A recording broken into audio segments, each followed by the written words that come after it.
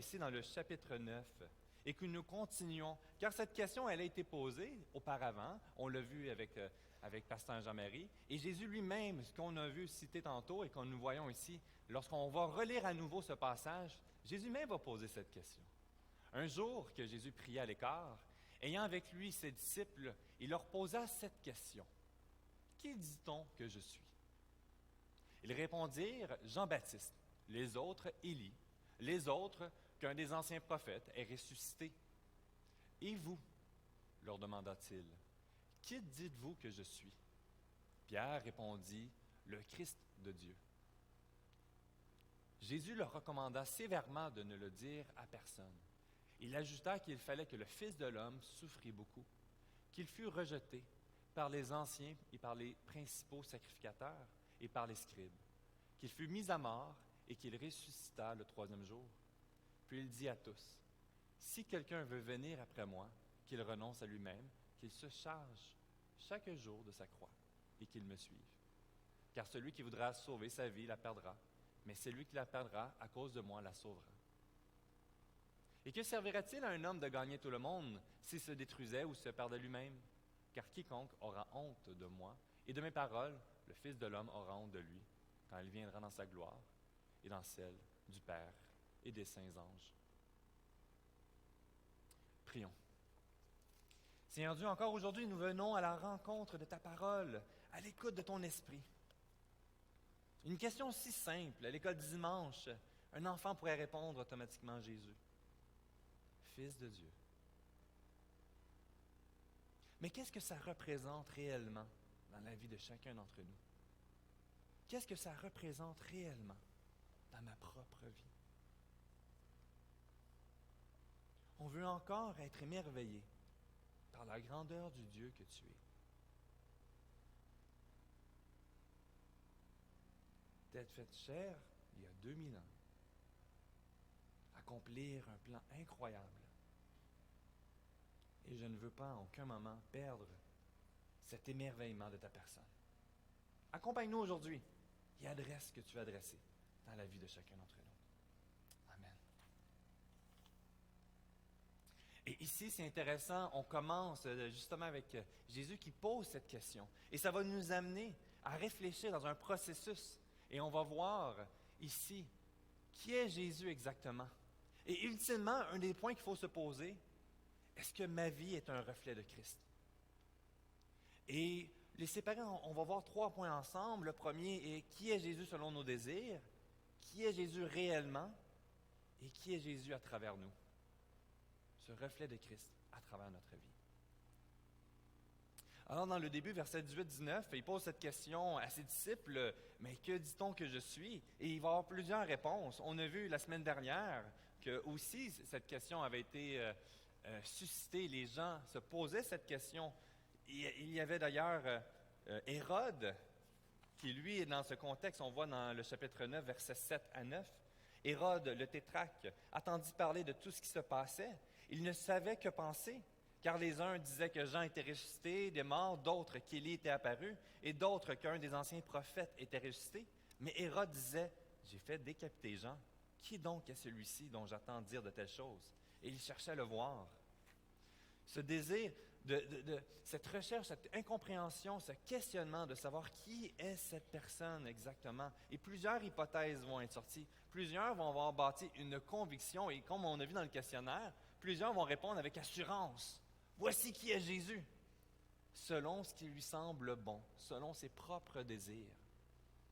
Et les personnes avec leur compréhension limitée, peut-être l'expérience, les oui-dire, les influences, les amener à cette époque à donner des hypothèses sur qui il pouvait être Jésus.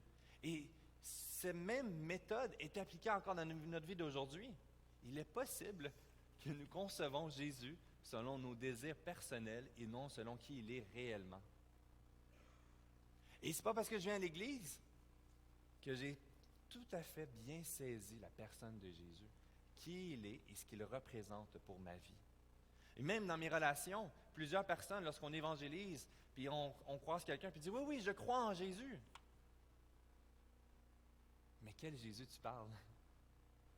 Est-ce que tu parles du Jésus selon tes désirs personnels de qui tu aimerais qu'il soit ou selon qui il est réellement? Et souvent, dans notre évangélisation, c'est l'une des barrières qui vient être confrontée, c'est la compréhension de cette personne. Et c'est une problématique, et ici, c'est bon, lorsqu'il entame par la suite, il va amener sur ce questionnement et cette affirmation, qui dites-vous que je suis réellement? Qui est réellement Jésus? Et cette question qu'il pose à Pierre, c'est très intéressant ici, à ses disciples, et que Pierre va répondre ici au verset 20. « Et vous, leur demanda-t-il, qui dites-vous que je suis? » Et Pierre répondit, « Le Christ de Dieu. » À travers le témoignage de ce qu'ils avaient vu, à travers le témoignage de la vie de Jésus, de ses enseignements, de la grandeur de l'œuvre qui est en train d'opérer progressivement. Et on se met dans le contexte. Ils ont vu tellement de choses incroyables dernièrement. Ça continue, ça construit, ça construit, ça construit. Et eux en sont émerveillés. Et ça ne peut être que le Messie, que Christ de Dieu. Et Jésus, dans ce moment-là, ne vient pas ici renier. Certains disent qu'il renie, que ce n'est pas moi, ce n'est pas vrai. Et de là, c'est pour ça qu'il les réprimande. Au contraire, on voit dans ce contexte-là qu'il vient affermir, c'est bel et bien vrai. Il est bel et bien le Messie, le Christ de Dieu. Mais ce qu'il est réellement n'était pas tout à fait la compréhension même des apôtres et des gens autour. Et c'est intéressant ici, encore, ce qu'on a été dit, puis on le répète, il y avait encore une mauvaise compréhension de qui était le Christ. Vous savez, ce concept de libérateur politique, ce concept d'un roi qui allait venir libérer son peuple. Et on le voit à plusieurs reprises, ce désir qui reste imprégné de vouloir le mettre roi afin de pouvoir restaurer la crédibilité du peuple d'Israël, restaurer ce peuple qui était sous les dominations étrangères.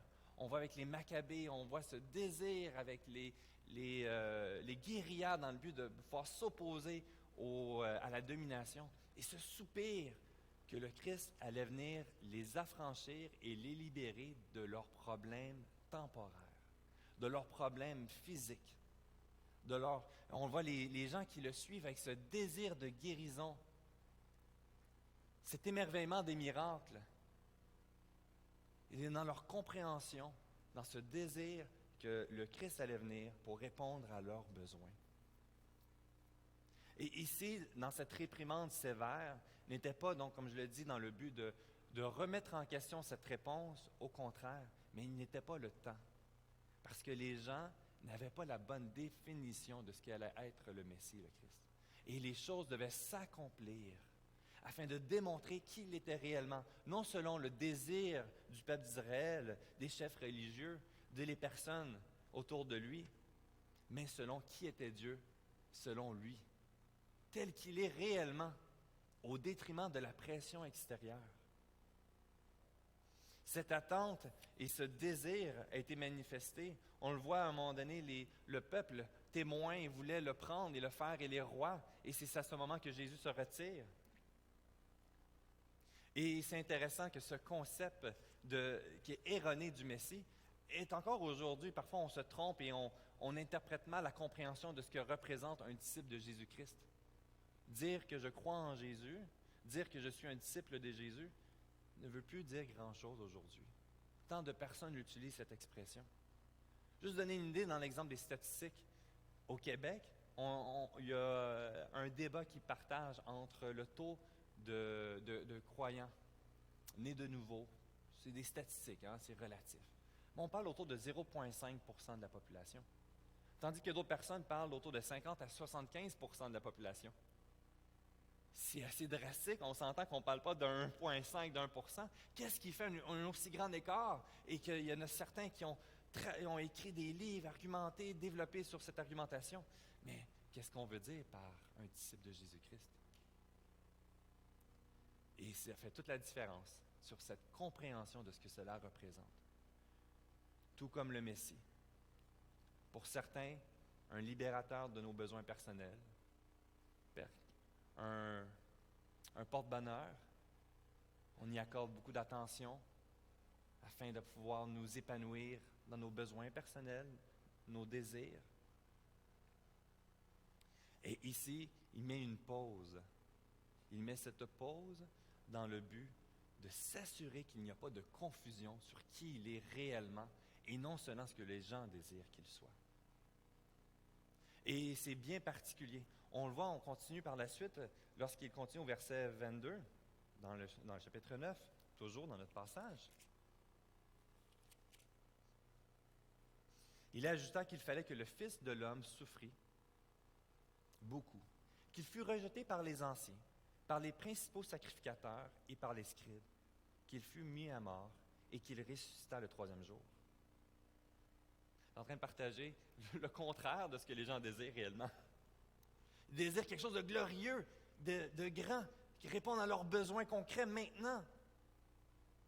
Autre chose, les personnes qu'il cite, ce sont eux qui sont techniquement responsables d'authentifier le Messie qui va venir. Ce sont les représentants de la loi, les anciens, les principaux sacrificateurs et les scribes. Et au contraire, ce sont des hommes simples qui vont reconnaître cette grandeur du Messie en Jésus-Christ. Et c'est frappant, ça a comme un non-sens qui est présent, mais ça démontre à quel point il est important de chercher qui est Dieu selon lui et non selon ce que nous désirons qu'il soit. On voit ces trois groupes représentent le Sanhédrin qui était les représentants au niveau de la loi, les règles et au niveau religieux. Et c'était constitué de 71 membres répartis en trois groupes qui représentent les principaux sacrificateurs, les anciens et les scribes. Les scribes qui, eux, se voyaient comme les notaires de la loi, qui pouvaient, eux, avaient cette crédibilité, cette connaissance pour pouvoir s'assurer que voici l'interprétation correcte et juste. Et ce sont eux qui vont rejeter Christ comme le Messie. Pourtant, lorsqu'on étudie, on le voit, il y a une révélation progressive qui démontre que ça n'allait pas être selon leurs désirs, mais au contraire, ce Dieu merveilleux allait venir se faire rejeter, se faire humilier, se faire trahir, en allant jusqu'à la mort ultime de la croix, une mort honteuse.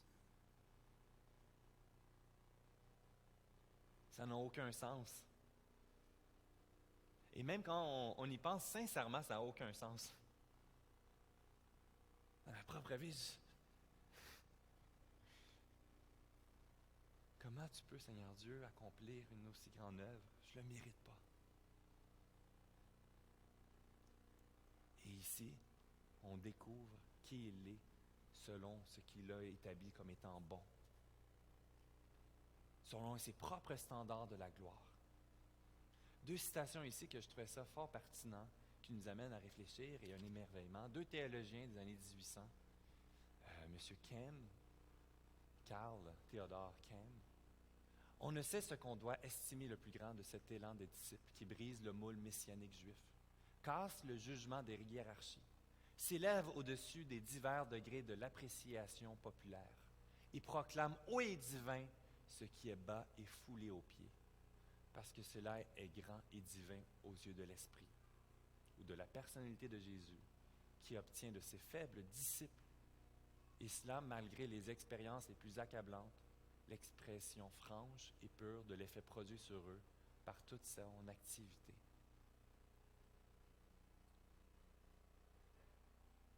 Une autre, avec M.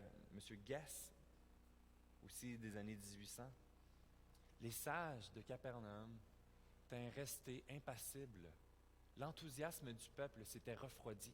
Jésus s'en allait de côté et d'autre, menacé du sort de Baptiste qui avait été exécuté. C'est alors que la foi des disciples éclate, comme la foi réelle, et sort de l'épreuve comme une possession énergique de la vérité. Et tandis que les gens, on voyait plusieurs, c'est ce désir de miracle, de guérison pour mon besoin personnel, et qu'on voit qu'il y a un essoufflement qui est présent, et qu'ultimement, les gens à la fin vont crier pour lui dire « Crucifie-le! Crucifie-le! »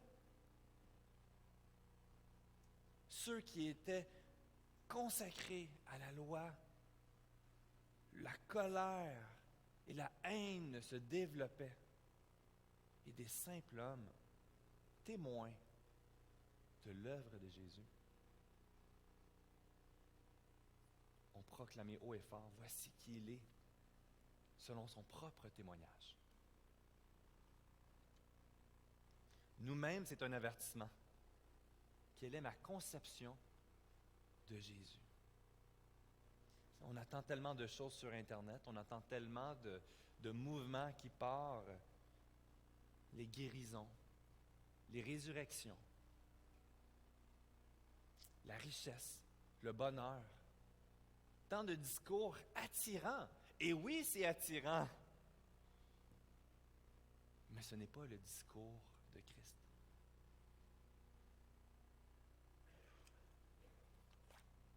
Jésus-Christ est venu, pas pour nous rendre parfaitement heureux ici sur terre. Au contraire.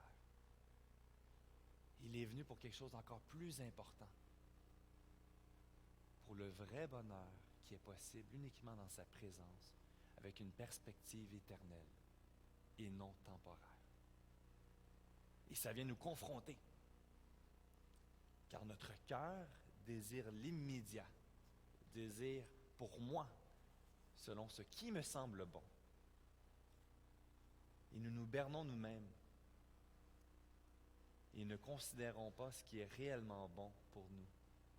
Cette perspective éternelle. Et ici, c'est un enjeu critique. Christ est venu pour nous restaurer pour une relation éternelle, une communion éternelle. Et lui seul, et non nous. Autant pour notre salut, et que pour notre communion, lorsque nous nous tournons vers lui, ce n'est pas afin qu'il réponde à mes besoins personnels. Et ça l'amène à cette question, qui est Jésus pour toi? Et c'est une question qui peut avoir plusieurs réponses, on le voit, peut regrouper avec 3 concepts. Jésus peut être ton serviteur, qui est un mauvais concept, on s'entend. Alors, je le vois dans une perspective qu'il va venir répondre à mes besoins. Il va venir répondre lorsque ça va mal. Si c'est bel et bien Dieu, alors il ne va pas permettre que je puisse avoir de la pression au travail, que j'aie de la maladie, qu'il y ait de la mortalité. Cette pression que nous voulons exercer et l'utiliser, lui, envers moi, vient me servir. Côté intellectuellement, c'est évident. Mais dans nos propres vies, on se trompe.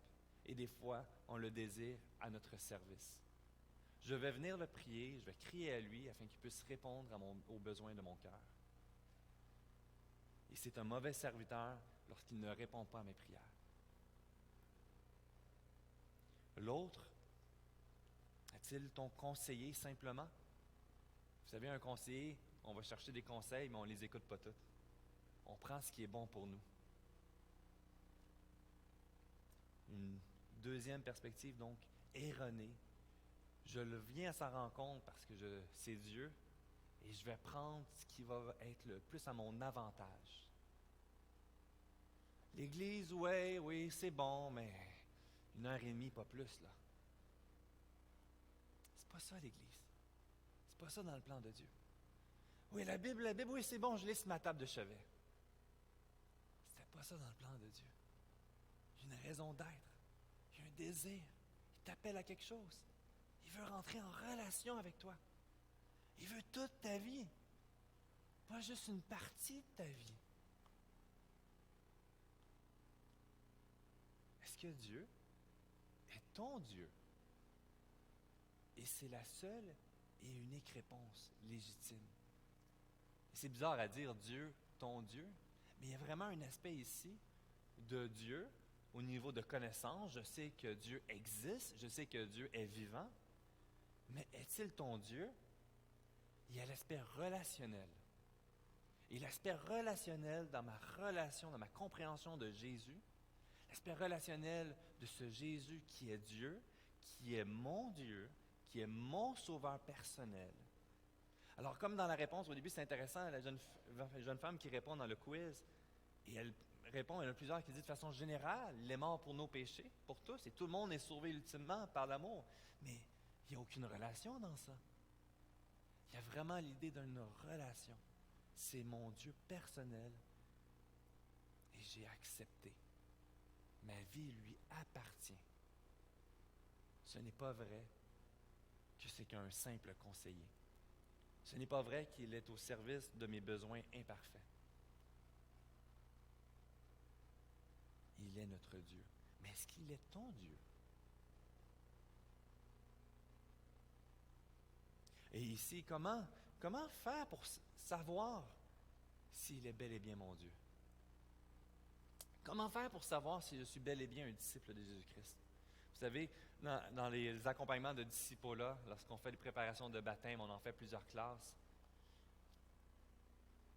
C'est impressionnant de voir combien de personnes, les personnes vont faire combien de professions de foi dans l'espérance d'être réellement sauvés. Quand on grandit dans un foyer chrétien, les enfants souvent espèrent. Et là, ils ont fait un péché, alors vont faire à nouveau cette prière de repentance en espérant que cette prière sera leur salut. Est-ce que j'appartiens vraiment à Jésus-Christ?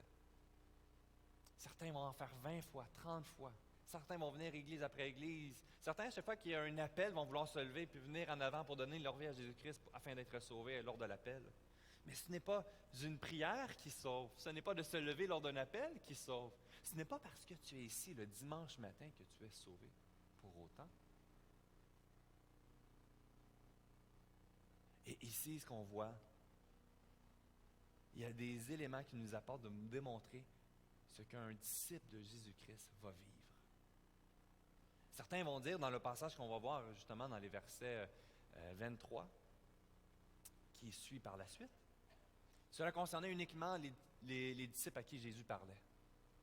Mais bel et bien, oui, il est vrai que Jésus parlait à ses disciples, mais c'est une réalité. La réalité en arrière concerne tous les enfants de Dieu.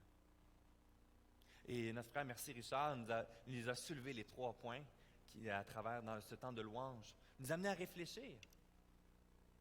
Qui est à travers cet appel de « Oui, je reconnais que Jésus-Christ, donc comme Pierre le dit, est le Christ, est le Messie, il est donc mon sauveur personnel, mais cela a une implication. Donc, si j'ai une relation avec mon Dieu et non un aspect concept abstrait, cela va avoir un impact dans ma vie, naturellement. Cela va avoir un impact dans le comment que je me comporte. Comment dire être un disciple de Jésus-Christ? Si je ne suis pas un disciple, car un disciple apprend de son maître, observe de son maître, suit ses voies. Sinon, ce n'est pas un disciple. Et ici, 3 points importants. Le premier, le renoncement de soi-même. Alors qu'on voit dans le début, dans le sens désavouer, un synonyme,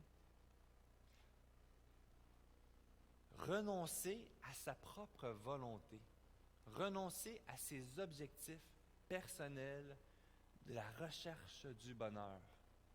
Il y avait un film, j'aimais bien le titre, ça m'accroche parce que ça représente tellement bien avec Will Smith, vous savez, à la poursuite du bonheur. Et ultimement, il trouve, mais c'est pas ça le vrai bonheur. Mais vous voyez tout le prix qu'il paye, cette course, c'est une course de assez fou dans cette poursuite du bonheur. Et ici, ce qu'on nous appelle, c'est renonce. Ce n'est pas arrête de vivre, mais c'est de renoncer à tous ces objectifs comme étant ta source de joie, ton assurance, ta raison d'être. Ta raison d'être ne doit pas être ta famille. Ta raison d'être ne doit pas être ton travail. Ta raison d'être ne doit pas être même de venir à l'église le dimanche matin en soi. C'est bien plus que ça. Venir à l'église, c'est important, c'est essentiel. La famille, c'est important. C'est crucial. Dieu nous met en tant que parents comme responsables. Le travail, on en a besoin. Il faut apporter la nourriture à la table, mais ce n'est pas ma raison d'être. Et ça ne doit pas être ce qui me carbure. Et ici, dans ce passage, c'est renonce. Renonce à tout ce qui semble être ta motivation principale, toutes les influences autour de nous. Vous savez combien de pression à chaque instant de l'année je vais être confronté à ce qui semble être vraiment la priorité pour notre vie. Le fameux rêve américain. Combien vont venir immigrer en Amérique dans le but de vivre le rêve américain? Ce fameux bonheur, cette joie. Et que finalement, on découvre que le taux de suicide est si élevé en Amérique du Nord que peut-être que le bonheur ne se retrouve pas dans les biens matériels. Combien de grandes célébrités l'ont démontré? Mais ici, cette information, c'est renonce. Renonce à toi-même. Un passage ici, c'est intéressant, Philippiens. Et ici, ce que j'aimais bien avec Philippiens, c'est on le voit sur 3 modèles. On le voit, cet enseignement sur ce que c'est un disciple et les mises en garde de Jésus qui le communique à ses disciples. Et par la suite, on va voir ses disciples, les apôtres, apôtre Paul, qui va le transmettre à l'Église primitive, qui va le transmettre aux premiers croyants, aux premiers chrétiens. Et ça se transmet encore aujourd'hui. Chacun dans un contexte différent, qui vont le vivre de façon différente, mais la réalité reste la même pour tous. Nous sommes appelés à renoncer sur soi-même. Philippiens 3, 7 à 8. Mais ces choses qui étaient pour moi des gains, je les ai regardées comme une perte à cause de Christ. Même je regarde toutes choses comme une perte à cause de l'excellence de la connaissance de Jésus-Christ, mon Seigneur, pour lequel j'ai renoncé à tout, et je le regarde comme de la boue afin de gagner le Christ. Et vous savez, ce que je trouve difficile avec ce genre de passage, c'est que c'est un beau passage. C'est simple, il n'y a personne qui va s'opposer. Mais sincèrement, c'est dur de le vivre. C'est difficile de le vivre pleinement. Il faut continuellement veiller pour ne pas nous laisser séduire par les mensonges. Dans nos propres vies, il y a possiblement des facettes que je lutte. Mais ici, ma raison d'être, mon identité, l'assurance de mon salut ne doit pas reposer sur des aspirations personnelles, mais sur Christ seul. Ce concept qui va revenir, et on le voit, il y a souvent des illustrations dans les Écritures pour nous aider à comprendre. C'est un visuel, ça m'aide les images, ça m'aide à faire des liens et à l'appliquer. Il y a ce concept vraiment que c'est un chemin. C'est un voyage. Dans d'autres passages, on va voir que c'est une course, un marathon, pas un petit sprint, mais un marathon de notre vie. Et le concept de voyage ici est la réalité de renoncer, de s'embourber de plein de choses, dans la consommation, dans les plaisirs. On va voir aussi il y a un bagage à emporter et aussi un chemin à parcourir. Le renoncement de soi-même. Ensuite, il y a la croix à porter. Accepter un fardeau. Et c'est ce qu'on va voir dans plusieurs réalités. Des fois, il va y avoir des professions de foi de masse. 50 personnes viennent de proclamer Jésus comme leur sauveur personnel. Mais tandis qu'avec le temps, il va en rester quelques-uns. Même lorsque nous faisons des baptêmes, nous disons toujours sur ta profession de foi, sur ce que tu professes, parce que je ne suis pas le Saint-Esprit, je ne vois pas ton cœur, je ne connais pas tes motivations en arrière. Et avec tristesse, et parfois même c'est décourageant de voir la quantité de personnes qu'on accompagne, combien de visites qu'on a faites dans les équipes d'évangélisation. Que la personne motivée, excitée, stimulée, et tout d'un coup, une épreuve, une situation, et elle met tout dans les vidanges. Combien de personnes, des fois, c'était à cause que ça venait à l'encontre de leur raison de cœur, de motivation, aspiration, une gloire, un travail, une fréquentation, tomber en amour avec une jolie dame ou un joli monsieur, et Dieu devient le secondaire, mais aussi à travers les épreuves. Lorsque la maladie te frappe, est-ce que ça va être une raison pour maudire Dieu ou pour t'attacher à lui? Lorsqu'il y a un éclatement dans la famille,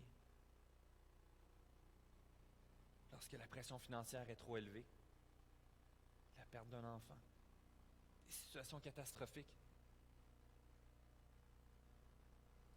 va mettre en lumière que cette vie sur terre n'est pas la vie dans laquelle que nous sommes appelés à vivre dans la présence de Dieu. Et dans cette vie présentement, portons cette croix. Cette croix n'est pas le terme utilisé pour mon salut, mais vraiment dans le sens de souffrance. Alors, ce n'est pas dans l'idée que je vais me sauver moi-même, mais c'est vraiment cette croix, ce fardeau, cette souffrance dans laquelle elle va arriver. Certains ne souffront pas d'une façon particulière, et c'est une grâce que Dieu leur fait. Mais personne ne vivra aucune souffrance dans toute sa vie. Et on le voit même très jeune, les bébés, les enfants, et c'est des blessures qui se construisent progressivement. Et c'est de porter cette croix, sachant que le disciple de Jésus, à travers les épreuves, va reposer sur lui. Ne le verra pas comme une occasion de malédiction, mais l'encourager à garder son regard vers les choses à venir. Ça va nous aider, à travers les épreuves, à voir où est ton regard, sur les choses de ce monde ou à venir. Lorsque mes balises tombent, mes points de repère s'écroulent, est-ce que c'est une occasion pour maudire ou pour le louer? Et je parlais ce matin, je ne le nommerai pas, à la console Kenny, je l'ai nommé, mais je voudrais savoir ce qu'il me partageait. Il partageait justement, vous savez, quand on vit certaines épreuves, ça vient remettre les choses en perspective. Lorsqu'on passe proche de la mort, il y a des situations qui deviennent bien moins graves. On voit que les situations d'inquiétude, de stress, de préoccupation deviennent secondaires, même troisième, quatrième, cinquième.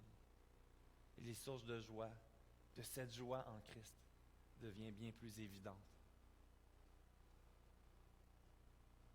Ma femme, on peut dire, à travers le cancer, une des choses, c'est ce qui est ressorti plusieurs fois, c'est cette joie de vivre, cet émerveillement.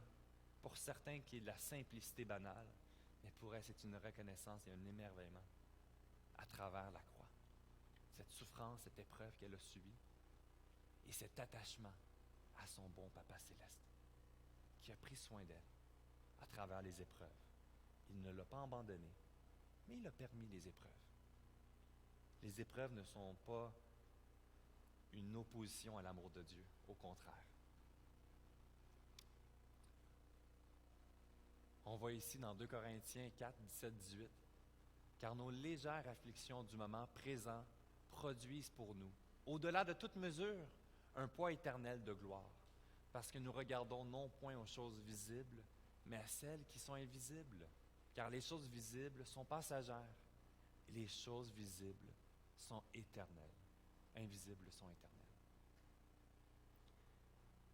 C'est difficile parce que pour nous, le visible est concret. Et c'est la question que la foi s'opère à ce moment. Ma proximité dans ma relation avec Dieu et de lui laisser le contrôle de ma vie, car je suis son disciple et il est mon maître. Car Jésus est vivant. Car Jésus lui-même est venu souffrir à la croix pour moi. Car le péché a un prix. Et le péché a encore des conséquences dans nos vies aujourd'hui.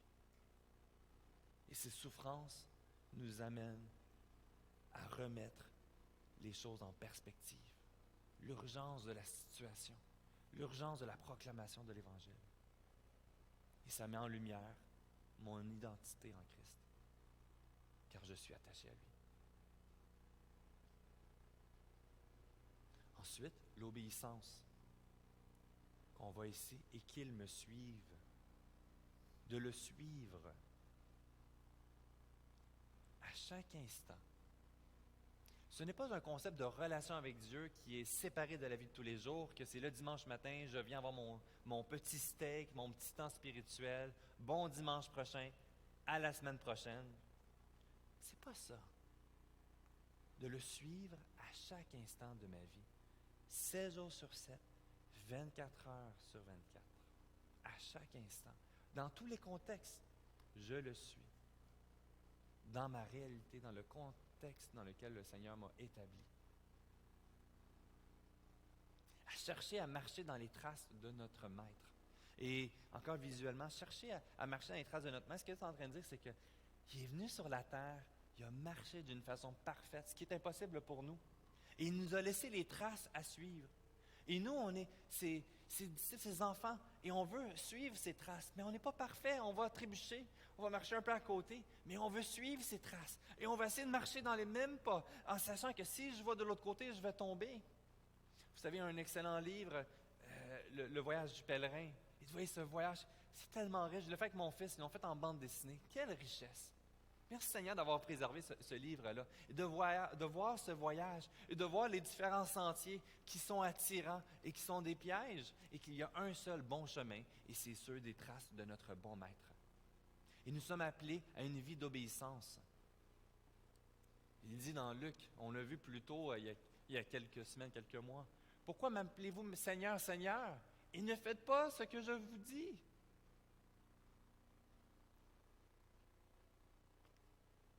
Parce que peut-être qu'il n'est pas ton Dieu, mais qu'il est un simple conseiller ou ton serviteur.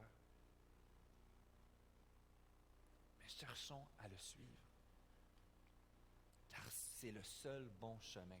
Il n'y en a pas d'autre. Vous pouvez chercher. Il y en a bien des gens qui ont cherché. Bien des gens qui ont trouvé un meilleur chemin. Mais ultimement, ce n'est pas le chemin. Et ce n'est pas dans la présence de la gloire de Dieu éternel. Ici, il y a une mise en garde, une condamnation de faux disciples. Et c'est quelque chose de sévère, d'important. Car on voit 3 points, trois indications, 3 éléments à comment vivre. Et ici, dans cette mise en garde que nous voyons, cette mise en garde de ne pas se berner soi-même, cette mise en garde comme que nous voyons ici à partir des versets 24, celui qui voudra sauver sa vie la perdra. C'est quand même fou, hein? Mais celui qui la perdra à cause de moi la sauvera. Et que servira-t-il aux hommes de gagner tout le monde s'il se détruisait ou se perdait lui-même? Car quiconque aura honte de moi et de mes paroles, le Fils de l'homme aura honte de lui, quand il viendra dans sa gloire et dans celle du Père et des saints anges. On est dans la période de la folie, de l'arrogance. Nous pouvons dire ce que nous voulons de Dieu. Nous pouvons dire qu'il n'existe pas. Nous pouvons l'insulter. Nous pouvons faire n'importe quoi. On peut adorer un autre Dieu, mais ultimement, on va y rendre des comptes. On peut avoir l'air fin présentement dans le temps limité, visible, temporaire, mais tous seront en ses genoux. Et ce n'est pas tout le monde qui sera dans sa présence. Et c'est un avertissement personnel, individuel. Chacun d'entre nous dans la salle, est-ce que je me berne moi-même? Quelles sont mes motivations à venir à sa rencontre? Est-ce qu'il est mon maître? Est-ce qu'il est mon sauveur personnel? C'est une mise en garde sévère. Philippiens 3,9, leur fin sera la perdition. Ils ont pour Dieu leur ventre. Ils mettent leur gloire dans ce qui fait leur honte. Ils ne pensent qu'aux choses de la terre. Et ça, on aurait pu dire que ça a été écrit en 2019, c'est la même réalité. Le contexte est différent. Vous savez, les défis sont différents, les mensonges sont différents, les luttes sont différentes, mais ultimement, c'est la même chose. Le cœur de l'homme, dans sa folie, préfère être adoré qu'adoré. Mais ultimement, c'est la perdition éternelle. Et ça doit être une mise en garde pour chacun d'entre nous, mais ça devrait avoir aussi un impact sur ma propre évangélisation. Mes enfants, à quel point que je me suis trompé et que ma responsabilité que parent, j'ai alterné l'ordre. J'ai mis en priorité l'éducation et l'épanouissement de la famille et j'ai négligé le plus important qui est l'héritage de l'Évangile. De partager, de témoigner l'œuvre de l'Évangile dans ma propre vie et de montrer avec émerveillement à mes enfants, leur communiquer qu'à travers les épreuves, ce n'est pas une occasion de malédiction, au contraire, qu'à travers peut-être les échecs de certains de leurs yeux, mais nous avons une grande richesse, car nous avons accès à un Père qui est riche. Pas selon les standards visibles et limités. C'est une mise en garde. À quel point que le salut de nos enfants devrait nous préoccuper. Les enfants de notre Église, de ne pas les voir comme des dérangeants, mais une richesse précieuse. Ils ont besoin de cet évangile. À quel point je remercie Seigneur dans notre Église, à quel point que l'enseignement est important. Merci pour tous les bénévoles, les serviteurs qui viennent dimanche après dimanche pour prendre leur temps, pas pour distraire les jeunes pendant que les parents entendent parler de Dieu, mais pour apporter la bonne nouvelle, cet évangile, ce Seigneur et ce Maître Jésus-Christ aux enfants dans les contextes différents. Mes parents, n'oublions pas notre responsabilité. Nos voisins, nos collègues.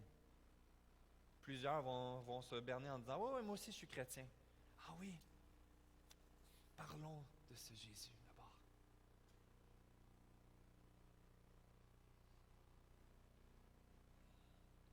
Ici, juste avant ce passage, il y a quand même des points que je voulais apporter. Premièrement, cela n'est possible en lui seul. Nous avons des indications, nous voyons comment nous sommes appelés à vivre, mais c'est Dieu seul qui peut opérer cette œuvre en nous. Tout ce qui est le processus de la sanctification repose sur l'Esprit de Dieu qui habite en nous.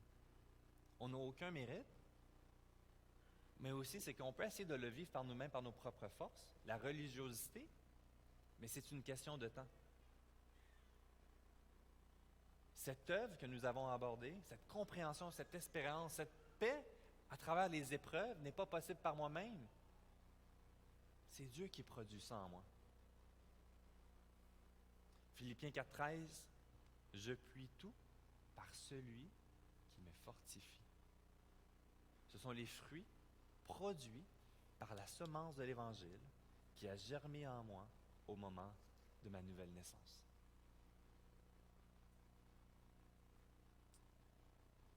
L'autre élément que je voulais aborder, tout en lui, par lui, mais c'est une œuvre participative. Il ne nous appelle donc pas à être passifs et à laisser lui agir par nous-mêmes et de se déresponsabiliser, mais il nous rend participatifs de l'œuvre qu'il accomplit dans notre vie. Il suscite en nous et nous sommes appelés à une obéissance. Et certains diront, bon, mais cette obéissance va venir de Dieu et je peux me laisser vaguer à mes passions de la chair. Il y a vraiment cet équilibre de Dieu va produire en nous, il va nous pousser et nous, un enfant de Dieu, va suivre l'appel de son papa. Et on le voit ici manifesté, je l'avais dit, Luc 10, 27, il répondit, « Tu aimeras le Seigneur ton Dieu de tout ton cœur, de toute ton âme, de toute ta force et de toute ta pensée, et ton prochain comme toi-même. » Et ici, justement, avec cette œuvre participative, est manifestée par un amour pour Dieu. Et même dans ce résumé des commandements, avec ces deux commandements principaux, le premier, cet amour pour Dieu et cet amour pour les autres, mais ultimement, ce n'est pas deux amours au même niveau. L'amour de toutes les traits de tout ton intérieur, le fondement, ta raison d'être doit être poussé et converger vers ton Dieu, qui va se ressortir. Et on voit le degré de l'amour pour les autres égal à toi-même, non égal à Dieu même. Vous comprenez? On voit cette nuance. Et cette œuvre participative dans ce qu'il va accomplir est poussée avec nous, qu'on doit développer, chercher, vivre cet amour pour Dieu. Avec cet amour pour la parole. Dans Jean 14, 15, « Si vous m'aimez, gardez mes commandements. » Vivre l'Évangile, suivre les traces de Dieu, nous apporte, nous appelle, nous crée en nous le besoin de rester attaché à sa parole. Cette responsabilité. Josué 1,8, « Que ce livre de la loi ne s'éloigne point de ta bouche, médite-le jour et nuit pour agir fidèlement selon tout ce qui est écrit. »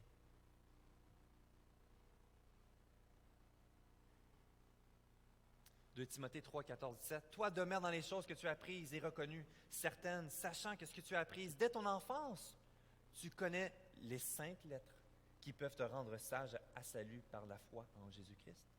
Toute écriture est inspirée de Dieu et utile pour enseigner, pour convaincre, pour corriger, pour instruire dans la justice, afin que l'homme de Dieu soit accompli et propre à toute bonne œuvre. Alors, dans cette œuvre, disciple de Jésus-Christ, tel qu'il est réellement et non selon nos propres désirs, va produire en nous, par le Saint-Esprit, il va nous rendre possible de trouver la joie dans les situations de tristesse, car notre perspective, elle a changé. Elle n'est plus sur le temporaire, elle est sur l'éternel. Nos recherches, poursuite du bonheur, toutes les raisons qui est communiquées vont devenir secondaires, quatrième, dernière priorité, car ultimement, mon bonheur, c'est en toi, je veux le retrouver seul. Et même si je ne comprends pas la direction, je ne comprends pas pourquoi ça me permet cette situation. Pourquoi le Seigneur m'a envoyé à l'église Emmanuel lorsque j'ai commencé ma formation à Mascouche, à l'église de Terrebonne-Mascouche? Sur le moment, on ne le comprenait pas. On a prié. Puis on a fait confiance à Dieu. Et le début était difficile, l'intégration. Vous savez, quand on quitte la campagne puis on va en grand centre, il y a une adaptation qui est un peu différente.